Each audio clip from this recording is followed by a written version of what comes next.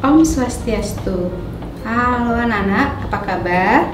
Ibu harapkan kita semua selalu dalam kondisi yang sehat-sehat ya. Nah, baik anak-anak, kita bertemu kembali dalam mata pelajaran PPKN dengan Ibu Eka.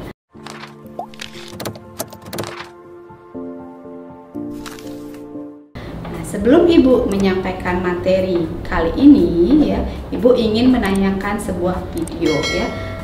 Videonya adalah sebagai berikut. Proklamasi. Kami, bangsa Indonesia, dengan ini menyatakan kemerdekaan Indonesia. Hal-hal yang mengenai pemindahan kekuasaan dan lain-lain diselenggarakan dengan cara saksama dan dalam tempo yang sesingkat-singkatnya. Jakarta, 17 Agustus 1945, atas nama bangsa Indonesia, Soekarno Hatta.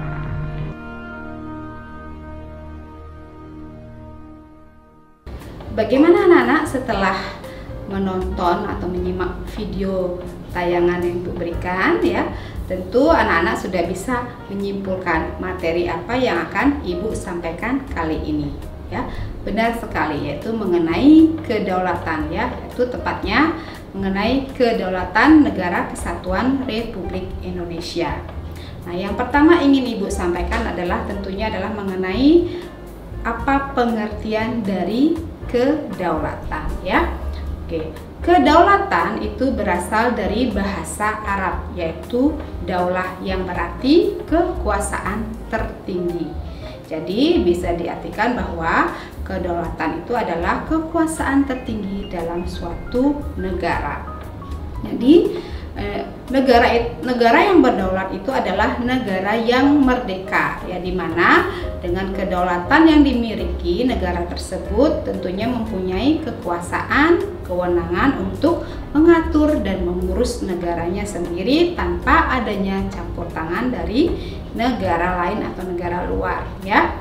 Nah, kemudian selanjutnya yang kedua yang ingin Ibu jelaskan adalah mengenai sifat dari kedaulatan itu sendiri. Nah, menurut seorang ahli tata negara dari Prancis yaitu Jean Bodin itu menyampaikan bahwa kedaulatan itu memiliki 4 sifat, yaitu yang pertama, kedaulatan itu bersifat asli, yang artinya bahwa kekuasaan tidak berasal dari kekuasaan lain yang lebih tinggi. Kemudian yang kedua, memiliki sifat permanen, yang artinya bahwa kekuasaan itu akan tetap ada selama negara itu berdiri atau selama negara itu ada, walaupun yang menjalankan pemerintahan sudah berganti ya. Kemudian yang ketiga yaitu memiliki sifat tunggal, yang artinya kekuasaan itu merupakan satu-satunya ya kekuasaan di dalam negara dan tidak dapat dibagi-bagi. Kemudian yang terakhir yang keempat yaitu memiliki sifat tidak terbatas, yang artinya kekuasaan itu tidak dapat dibatasi oleh kekuasaan yang lainnya. Nah, jadi itulah 4 sifat kekuasaan. Kemudian selanjutnya ya, Ibu akan menyampaikan mengenai bentuk dari kedaulatan ya.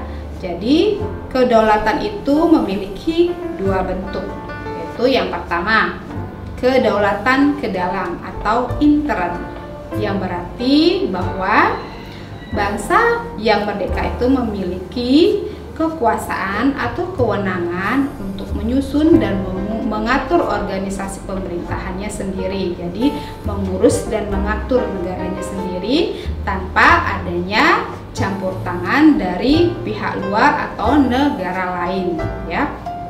Itu adalah kedaulatan ke dalam atau intern ya. Kemudian yang kedua, kedaulatan keluar atau ekstern, yang berarti bahwa bangsa atau negara tersebut mempunyai kekuasaan atau kewenangan untuk melakukan atau mengadakan kerjasama dengan negara lain dalam segala bidang ya. Tentunya adalah untuk kemajuan bersama. Jadi itulah bentuk-bentuk kedaulatan. Bagaimana anak-anak? Sudah paham kan? Nah, Ibu akan lanjutkan ke berikutnya, yaitu mengenai teori-teori kedaulatan. Jadi di sini mengenai teori-teori kedaulatan itu ada 5 teori kedaulatan. Yang pertama yaitu teori kedaulatan Tuhan. Jadi menurut teori ini bahwa kekuasaan tertinggi itu berasal dari Tuhan, di mana kekuasaan yang berasal dari Tuhan itu diberikan ya kepada tokoh-tokoh yang terpilih ya. Misalkan contohnya di sini yaitu pada masa Raja Mesir kuno, kemudian Kaisar Jepang dan yang lainnya ya. Kemudian yang kedua, teori kedaulatan raja. Jadi menurut teori ini bahwa kekuasaan tertinggi itu ada pada seorang pemimpin atau seorang raja ya. Kemudian yang ketiga yaitu teori kedaulatan negara. Jadi menurut teori ini kekuasaan atau kewenangan tertinggi itu ada pada negara itu sendiri. Yang keempat yaitu teori kedaulatan hukum. Itu menurut teori ini kekuasaan tertinggi dalam negara itu ada pada hukum itu sendiri. Jadi kekuasaan pemerintah berasal dari hukum yang berlaku. Dan yang terakhir yaitu yang kelima yaitu teori kedaulatan rakyat. Ya, di mana menurut teori ini kekuasaan tertinggi di dalam negara itu adalah pada rakyat itu sendiri ya. Nah anak-anak, jadi itulah teori-teori kedaulatan ya. Nah selanjutnya bagaimana dengan kedaulatan di negara kita sendiri, yaitu di negara Indonesia. Negara Indonesia ini adalah negara yang berdasarkan pada kedaulatan rakyat dan kedaulatan hukum. Menganut kedaulatan rakyat ini telah ditegaskan di dalam yang pertama dalam Pancasila yaitu sila keempat, kemudian yang kedua di dalam pembukaan Undang-Undang Dasar 1945 yaitu alinea keempat, dan juga di dalam pasal 1 ayat 2 Undang-Undang Dasar 1945. Menganut kedaulatan hukum juga sudah ditegaskan yaitu di dalam pasal 1 ayat 3 Undang-Undang Dasar 1945 dan pasal 27 ayat 1 Undang-Undang Dasar 1945. Nah, berdasarkan apa yang sudah Ibu sampaikan tadi, maka prinsip-prinsip kedaulatan negara Republik Indonesia itu adalah sebagai berikut. Itu pertama, negara Indonesia adalah negara kesatuan yang berbentuk republik. Itu pasal 1 ayat 1.